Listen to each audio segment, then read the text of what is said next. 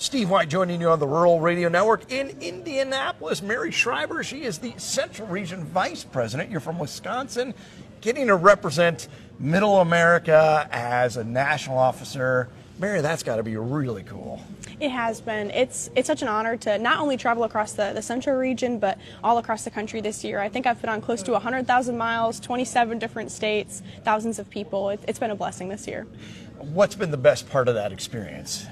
Definitely just meeting the members all across the nation. The diversity of our membership is really incredible. Within the agriculture industry, of course, it looks different depending on where you are in the nation, and being able to witness that firsthand. I remember I was in North Dakota for a state convention, so heart of the Midwest. It was really great to be in a place that felt so much like home, and I was hosting the talent contest from the North Dakota State Convention.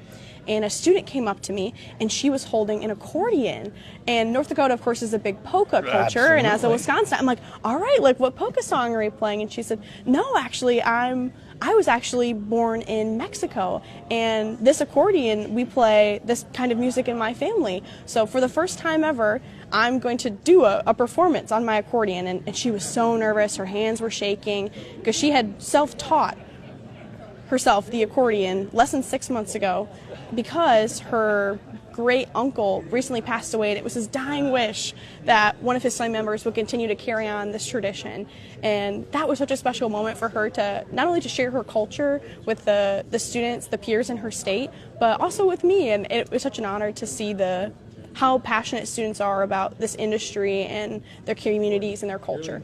Those kinds of things, it's ultimately agriculture is what brings people together, but isn't it ultimately a people business? It's ultimately about the people, isn't it?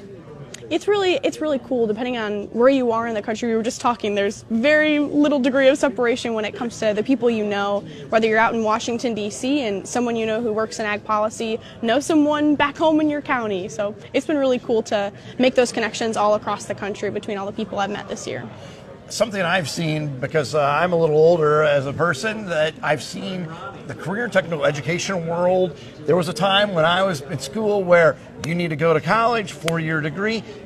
We don't need people in the trade fields. But that's kind of come full circle. When you go to schools, what do you hear schools talk about in terms of CTE, career and technical education? CTE is absolutely on the rise, and some of the most impactful programs that I've been able to tour this year have some really robust career and technical education programs, whether it's the meats labs that I've seen in places like West Virginia or in the heart of New York City, some of the most incredible industry standard aquaponics labs, and students that are learning to boat in the harbor. So there's nothing better than hands-on learning. We talk about that all the time in FFA, learning to do.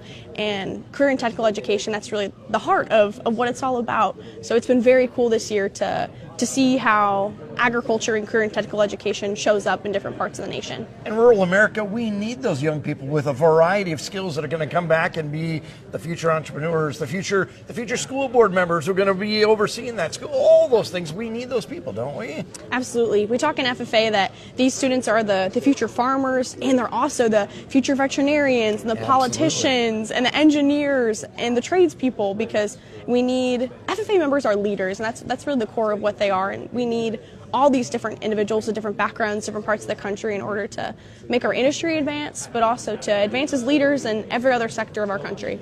So Mary, what has it meant to be able to wear that jacket for the last 12 months then? Oh my gosh, it's been such an honor. I sincerely wake up every morning still shocked that I get to serve in this role. The shock that you see on stage in that moment of election is so genuine and real, and I think I carry a lot of those emotions with me as I continue to travel across the country and hop on planes and drive to different places. So it's been very cool to carry that joy with me and the joy of the students that I meet throughout this year. And where's school, and what's next for you there then? I'm heading down to Texas A&M, so I am sad to leave the Midwest, but I'm really excited to explore new communities and new cultures and new people. So looking for that sense of purpose that I found so well here in FFA, continuing to give back to the industry that I call home now. Well, Mary, good to visit with you. Thank you very much. Thank you. And again, coverage from Indianapolis is brought to you by Platinum Ag.